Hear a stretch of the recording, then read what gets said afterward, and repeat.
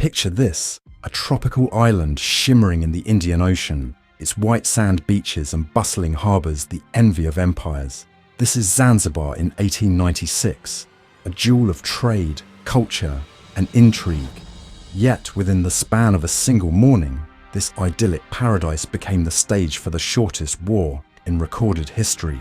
The year was 1896, and the stage was set for a confrontation that would last just 38 minutes. But those 38 minutes would be a flashpoint in the history of imperialism, a dramatic showdown between the mighty British Empire and the small, strategically vital Sultanate of Zanzibar. To understand why this war occurred, we need to delve into the tangled history of Zanzibar, a crossroads of commerce where Arab, African, and European influences collided. By the late 19th century, Zanzibar was under the protection of the British Empire. It wasn't outright colonized, but its rulers were carefully chosen puppets, expected to align with British interests.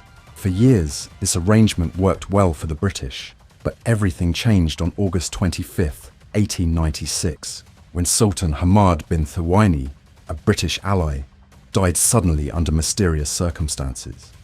Almost immediately, his cousin, Khalid bin Bargash, declared himself Sultan and seized the throne. Khalid's bold move sent shockwaves through the corridors of British power. Unlike his predecessor, Khalid was not inclined to bow to British demands. He was a nationalist at heart, determined to assert Zanzibar's independence. But in doing so, he directly challenged the most powerful empire in the world. The British response was swift and uncompromising. Within hours of Khalid's self-declaration, Basil Cave, the British consul in Zanzibar, issued an ultimatum. Khalid must abdicate by 9 a.m. on August 27th, or face military action. But Khalid was undeterred. He barricaded himself inside the Sultan's palace, a sprawling complex adorned with intricate carvings and surrounded by lush gardens. He fortified his position, gathering around 2,800 soldiers, several cannons, and even a small navy, an aging royal yacht equipped with a few machine guns. Meanwhile, the British prepared for war. Their fleet, anchored just off the coast, included 3 modern warships armed with cutting-edge artillery. On land, they had a force of around 900 Zanzibari loyalists, trained and equipped by the British. The balance of power was overwhelmingly in Britain's favour. As the ultimatum deadline approached, tension in Zanzibar reached a boiling point. The streets were eerily quiet, the usual bustling markets deserted. The locals knew that a storm was coming, and they waited anxiously for the clock to strike 9. At precisely 9:02 a.m., the British opened fire. The bombardment was relentless. In seconds, the palace was engulfed in flames. The ornate wooden structure, a symbol of Zanzibar's wealth and history, crumbled under the weight of British artillery. Khalid's defences stood no chance. His cannons, poorly maintained and outdated, barely scratched the British warships. His navy, a single yacht named HMS Glasgow, was sunk almost immediately. The soldiers who had pledged to defend him fled in panic as the palace was reduced to rubble.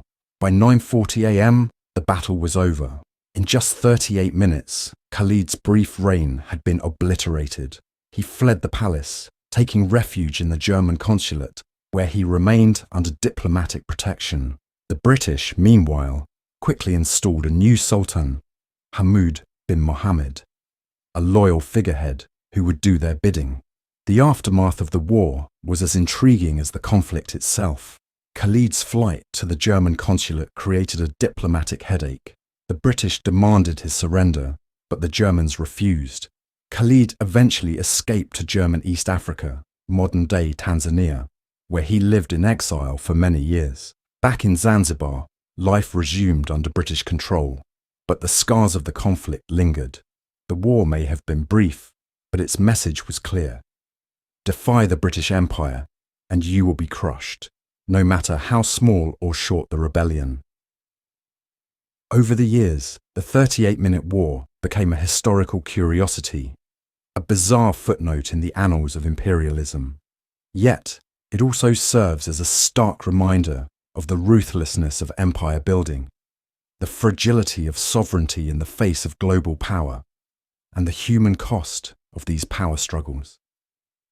Imagine standing on those same shores today, watching the tranquil waves lap against the sands.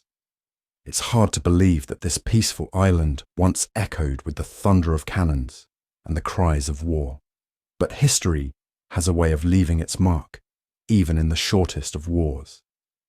And so, the Zanzibar War stands as a symbol of a bygone era, a time when empires ruled with iron fists, and the fate of nations could be decided in less than the time it takes to watch a movie.